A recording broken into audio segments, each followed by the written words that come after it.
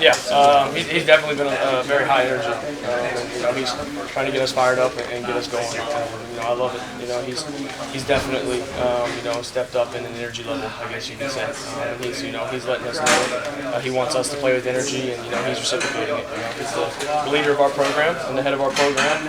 I think he knows that however he acts will be reciprocated by us, and so I think that's kind of why he's been that way, and I think he's been awesome to see. You seem really locked in from the very start. We had over 350 yards. What were you seeing that was working well for the team? I think we just did a great job as a team in general. The offensive line did a great job keeping me upright.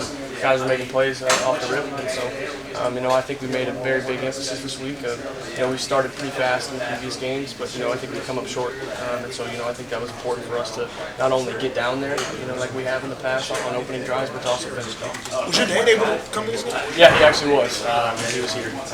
He had to get out. They play the Saints tomorrow. I'll be there for that, so I'm excited for that. What's the secret of grinding out 90-yard drives, back-to-back, 90 plus? What's the secret? It's just focusing on each play.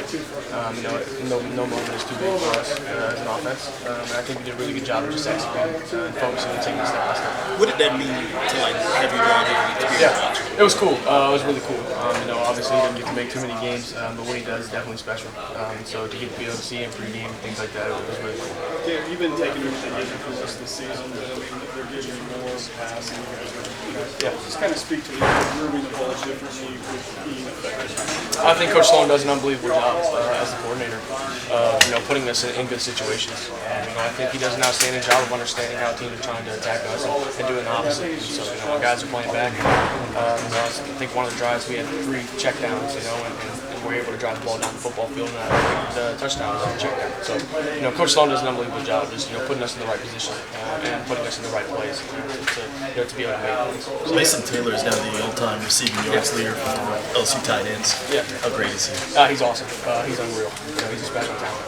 And he's somebody that I constantly look to, and he constantly delivers. He's a great leader on our team. He does everything right.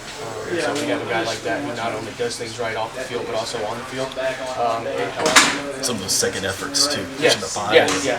Power. He truly cares. He truly cares about the game. He has passion for the game, and he wants to be great, not only for himself, but for his teammates. And I think that's one of the best things about Mason. You see it. He's obviously an unbelievable talent. Gary Anderson was somebody that got involved pretty early in this game. Just like, how much does he help you?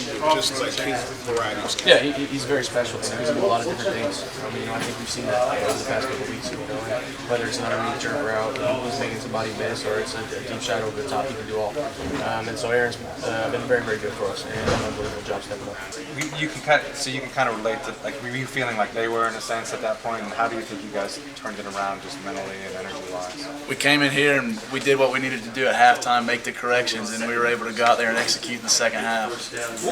What was the biggest thing that y'all changed at halftime? Like, what was the biggest difference in that second half? Really, we were in positions to make plays in the first half that we didn't make, so we came in and he just told us, you got to make the plays when it's your time to make a play. And that's what we were able to do in the second half. Wait, it's kind of the same deal last week, right? You get sucked in, right. Get a big one. Is it just guys trying to do maybe somebody else's job?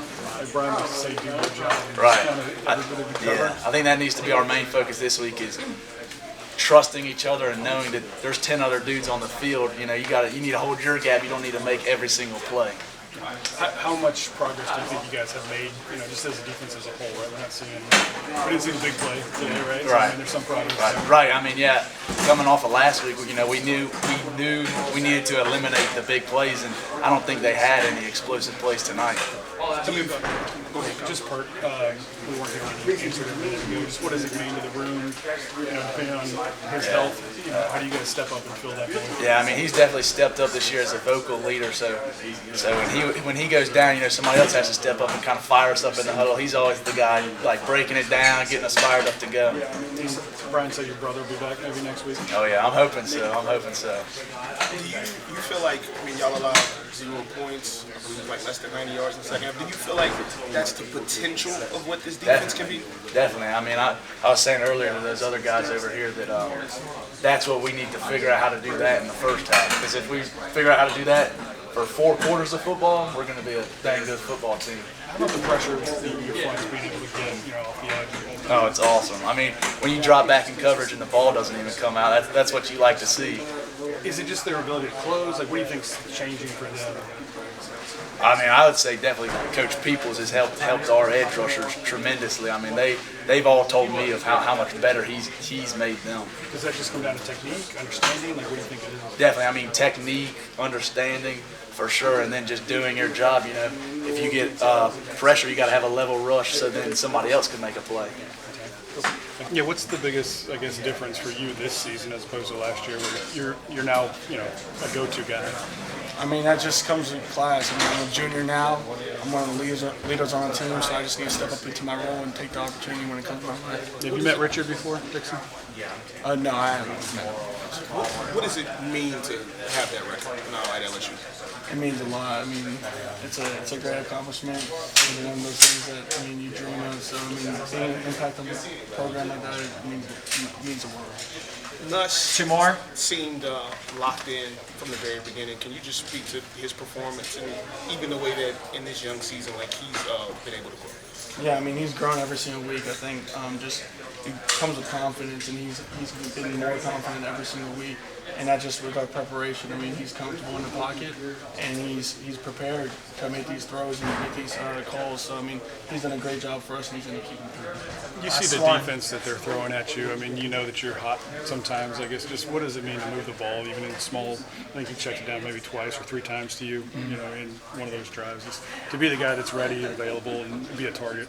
Yeah, just try to be that reliable guy, that consistent guy, and that just starts with trust and trusting that I'll be in the right spot at the right time.